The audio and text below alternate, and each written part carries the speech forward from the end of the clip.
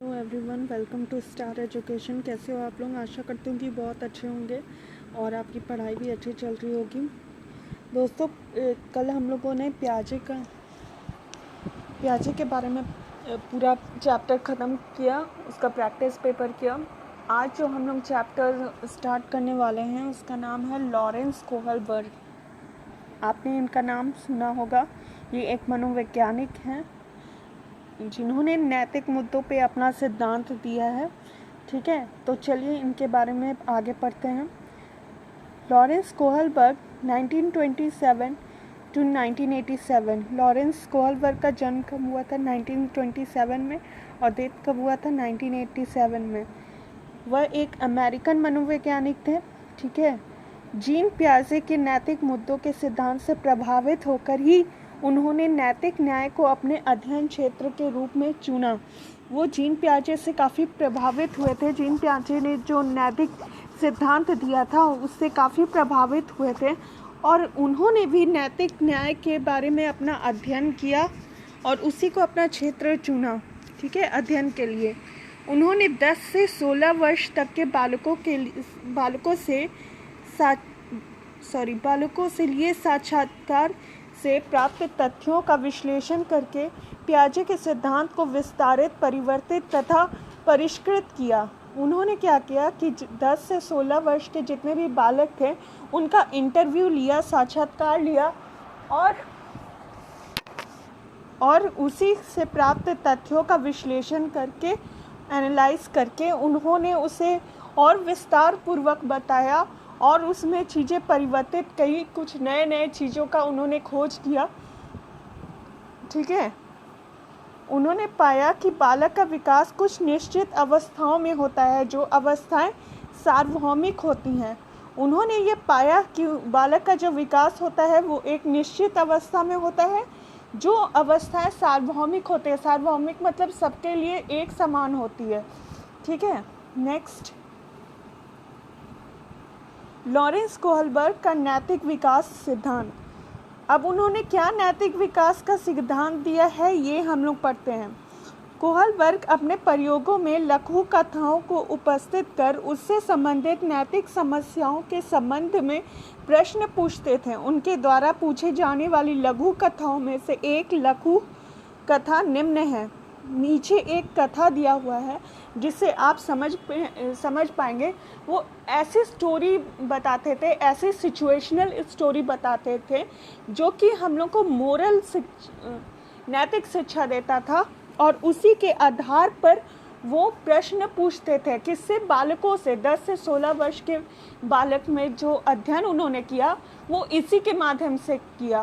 पहले उन बच्चों को वो कहानी सुनाते थे मोरल डिलेमा पे, ठीक है, नैतिक दुविधा पे एक कहानी सुनाते थे, फिर उसी से वो प्रश्न करते थे। किस लिए? ये अध्ययन करने के लिए कि बालक जो है उस कहानी के बारे में अपनी क्या राय देते हैं, उनकी नैतिक शिक्षा क्या है। ठीक है, नैतिकता के बारे में क्या राय है।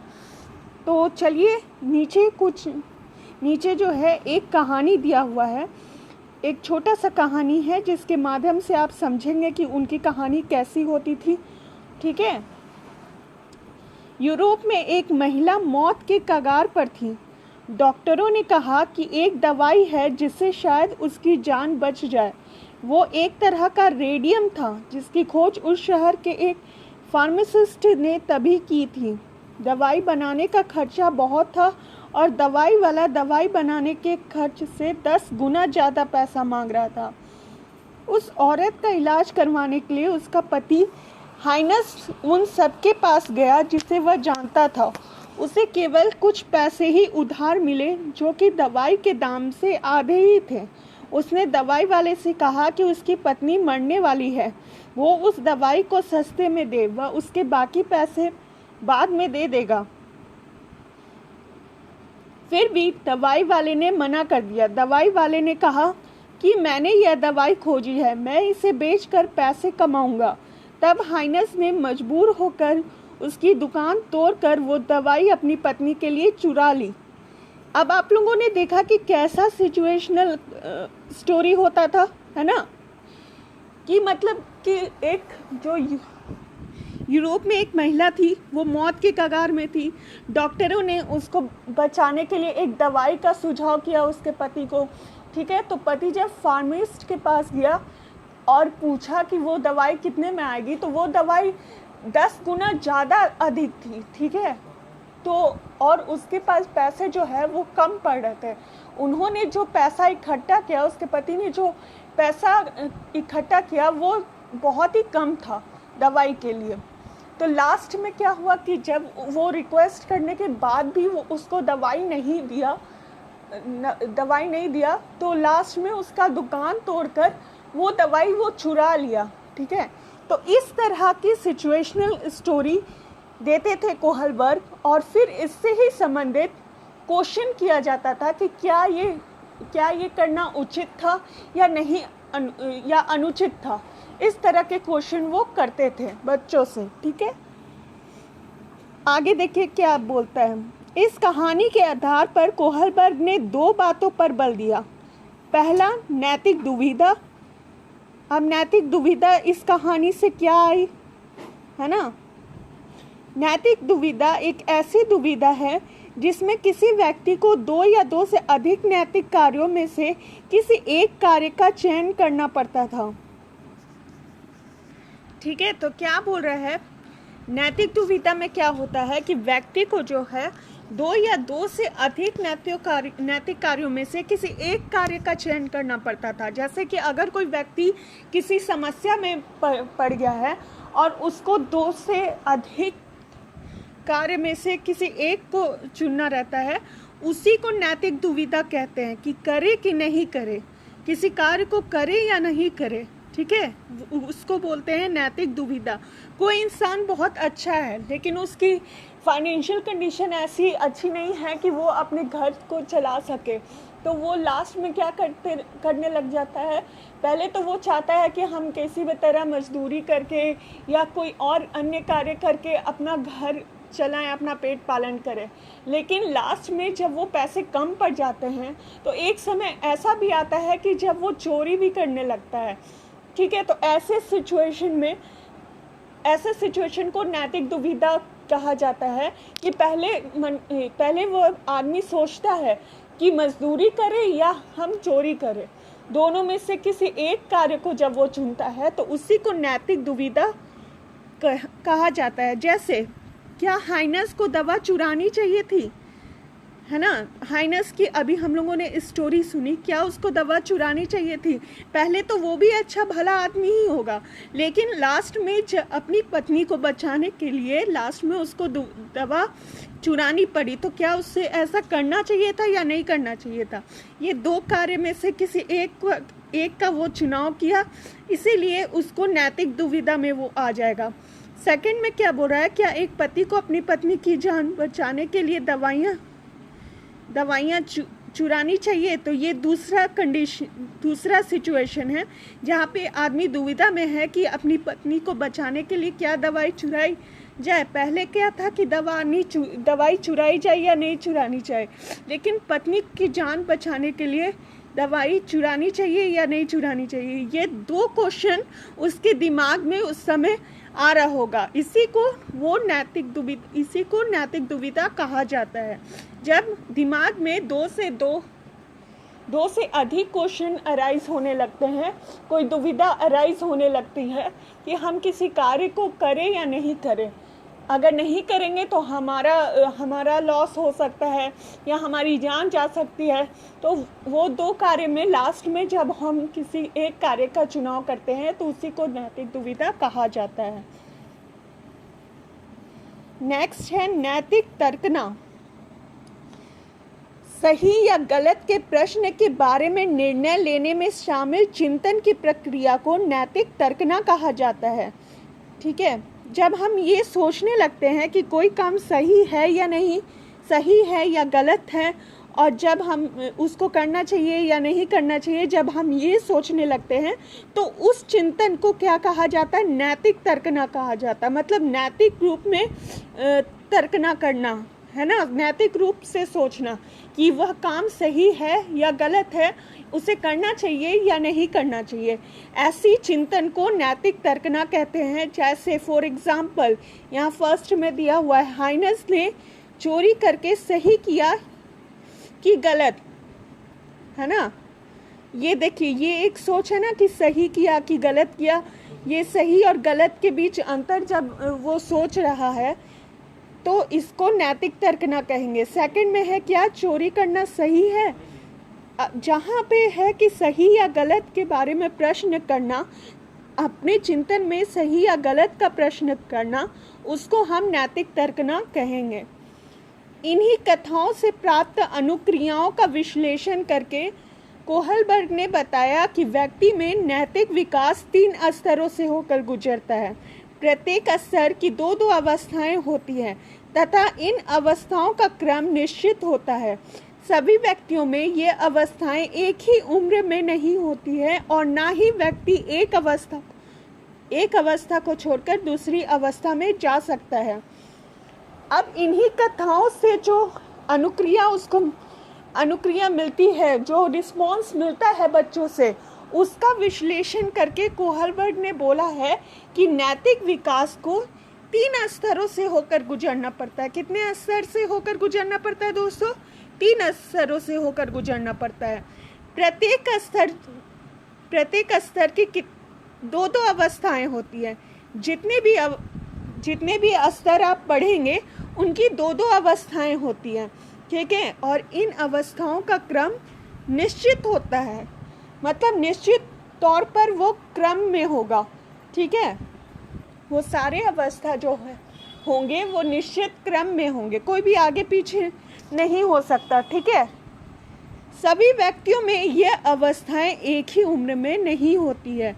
ये अवस्थाएं एक ही उम्र में नहीं होती है और ना ही व्यक्ति एक अवस्था को छोड़कर दूसरी अवस्था में जा सकता है, और ना ही एक अवस्था को छोड़कर हम दूसरी अवस्था में जा सकते हैं, क्योंकि सब क्रम में होता है। सारे अवस्थाएं जो होता है वो क्रम में होता है, और ज़रूरी नहीं है कि वो एक ही उम्र में हो, कोई एक निश्चित उम्र में हो, वो कभी भी किसी भी उम्र में हो सकता है, ठीक है। नाउ नेक्स्ट, कोहलबर्ग द्वारा नैतिक विकास पर उल्लेखित 3 स्तरों तथा उनमें सम्मिलित प्रत्येक अवस्था का वर्णन निम्नवत है। आज हम लोग पहला पढ़ेंगे अच्छे से और फिर कल 2 और की चर्चा करेंगे, ठीक है। तो पहला आइए देखते हैं, पूर्व परंपरागत स्तर या पूर्व नैतिक स्तर। ये नैतिक का एक स्तर है। हम लोगों ने पढ़ा कि 3 स्तरों में बांटा है कोहलबर्ग ने नैतिक विकास को। तो ये पहला है हमारा पूर्व परंपरागत स्तर या पूर्व नैतिक स्तर। और ये कौन से एज में होती है दोस्तों? 7 से 10 वर्ष तक। 7 से 10 वर्ष तक इस तरह की नैतिक स्तर आ जाती है हम में। कैसे क्या क्या होता है इसके अंदर, ये हम लोग पढ़ेंगे। इस आयु में बालक अपनी आवश्यकताओं के संबंध में सोचते हैं। अब बालक जो है उसको क्या ज़रूरत है वो सोचने लगता है, आवश्यकताओं के संबंध में सोचते हैं, ठीक है। नैतिक दुविधाओं से संबंधित प्रश्न उनके लाभ या हानि पर आधारित होता है। अब जो वो नैतिक दुविधा से संबंधित प्रश्न करते हैं खुद से, वो उनके लाभ या हानि पर डिपेंडेंट होता है कि मतलब अगर किसी कार्य को वो करेंगे तो उससे उनका लाभ होगा कि हानि होगा, यह सोच विचार कर कोई नैतिक शिक्षा करते हैं, ठीक है। नैतिक कार्य का संबंध सामाजिक एवं सांस्कृतिक रूप से क्या सही है एवं क्या गलत है इससे संबंधित होता है। उनका कार्य किस में डिपेंडेंट होता है? अपने सोसाइटी से, मतलब सोसाइटी में कौन सा कार्य एक्सेप्टेबल है और कौन सा कार्य एक्सेप्टेबल नहीं है, इस चीज़ को विचार करके ही वो किसी कार्य को करते हैं, ठीक है। तो समाज में क्या अच्छा है, क्या बुरा है, क्या सही है, क्या गलत है, इन सब के बारे में सोच कर ही वो किसी कार्य को करते हैं, बालक किसी कार्य को करते हैं। यथा अच्छा या बुरा, सही या गलत की व्याख्या मिलने वाले दंड पुरस्कार अथवा नियमों का समर्थन करने वाले व्यक्तियों की शारीरिक क्षमता या उसके परिणाम से मापी जाती है। ठीक है, अच्छा या बुरा, सही या गलत की व्याख्या मिलने वाले दंड पुरस्कार अथवा नियमों का समर्थन करने वाले व्यक्तियों की शारीरिक क्षमता या उसके परिणाम से मापी जाती है। अगर उन्हें कोई दंड मिला तो वो सोचते हैं कि हाँ, ये कार्य एक्सेप्टेबल नहीं है हमारे सोसाइटी में, हमारे घर परिवार में, इसीलिए हम लोग को दंड मिला, और फिर वो उस कार्य को करना छोड़ देते हैं। लेकिन अगर किसी कार्य के लिए उनको पुरस्कृत किया जाता है तो वो यह समझ लेते हैं कि ये कार्य अच्छा है, और अगर वो उनको करेंगे तो उस सभी लोगों से प्रसन्नता प्राप्त होगी।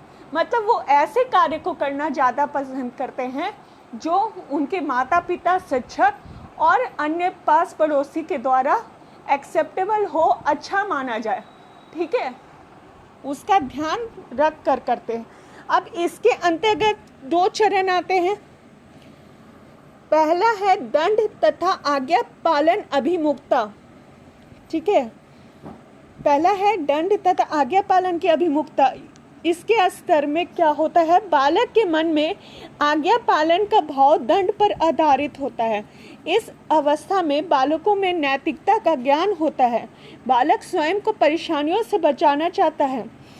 कोहलबर्ग का मानना है कि कोई बालक यदि स्वीकृत व्यवहार अपनाता है तो इसका कारण दंड से स्वयं को बचाना है। मतलब दंड तथा आज्ञा पालन अभिमुखता में क्या बोला है कि बालक वैसे कार्य को करना पसंद करते हैं जिससे उन्हें दंड ना मिले, है ना। वो वैसे कार्य को करना चाहता है जो उनके अभिभावक को अच्छा लगे, उनके पास पड़ोसियों को अच्छा लगे, जो सोसाइटी में एक्सेप्टेबल है, वैसे कार्य को करना चाहता है, और हमेशा अपने आप को दंड से बचाना चाहता है, और उसी के अनुरूप वो कार्य करता है। और वैसा व्यवहार, और कैसा व्यवहार अपनाता है, आज्ञा पालन का व्यवहार अपनाता है। ठीक है, ताकि वो दंड से बच सके, इसीलिए वो आज्ञा पालन करता है। ठीक है, नेक्स्ट है आत्म अभिरुचि तथा प्रतिफल अभिमुखता। इस अवस्था में बालकों का व्यवहार खुलकर सामने नहीं आता है। वह अपनी रुचि को प्राथमिकता देता है। वह पुरस्कार पाने के लिए नियमों का अनुपालन करता है। इस अवस्था में बालकों का जो व्यवहार होता है वो खुलकर बाहर नहीं आता है। ठीक है, जैसा कि हम लोगों ने ऊपर पढ़ा है कि वो वैसे कार्य को करता है जो उसके माता पिता चाहते हैं, जो उसके शिक्षकगण चाहते हैं, जो उसके पास पड़ोसियों के लोग चाहते हैं, वैसे कार्य को वो करता है। इसीलिए उनका व्यवहार खुलकर सामने नहीं आ पाता है, लेकिन वो अपनी रुचि को प्राथमिकता देता है। ठीक है, वह पुरस्कार पाने के लिए नियमों का अनुपालन करता है, और इसीलिए वो पुरस्कार पाने के लिए हर नियम को मानता है जो कि उसके माता पिता के द्वारा और आस पड़ोस के द्वारा दिया गया है। तो दोस्तों, आज हम लोगों ने पहला स्टेज कंप्लीट कर लिया, पूर्व परंपरागत स्तर या पूर्व नैतिक स्तर। ये चैप्टर बहुत ही इम्पॉर्टेंट है। पियाजे, कोहलबर्ग और आगे जब हम वाइगोत्स्की पढ़ेंगे, ये तीनों चैप्टर बहुत ही शानदार है सीटेट के लिए और अन्य परीक्षाओं के लिए, शिक्षण परीक्षाओं के लिए बहुत ही उपयोगी है। तो आप लोग थोड़ा करके आप वीडियो को पढ़ते जाएं, देखते जाएं और बार बार उसका रिवीजन करते जाएं। तो आज के लिए इतना ही। कल हम लोग अन्य स्टेज को पढ़ेंगे, जो अन्य 2 स्टेज हैं उनके बारे में पढ़ेंगे, उसको और अच्छे से जानेंगे और उसके अंदर और कितने स्तर होते हैं, जैसे कि हम लोगों ने पढ़ा ना, हर एक का 2-2 स्तर है, उनको भी हम लोग पढ़ते जाएंगे। तो आप इस वीडियो को ज़रूर देखें। और हाँ दोस्तों, आप प्लीज़ लाइक करें, सब्सक्राइब करें और शेयर करें। आपका एक लाइक हमें बहुत ही ज़्यादा मोटिवेट करता है। आप जब सब्सक्राइब करेंगे आपको सारे अच्छे कंटेंट मिलेंगे। और बेल आइकन आप ज़रूर दबाएं ताकि सारे के सारे वीडियोस आपके पास वक्त पे पहुंच जाए, ठीक है।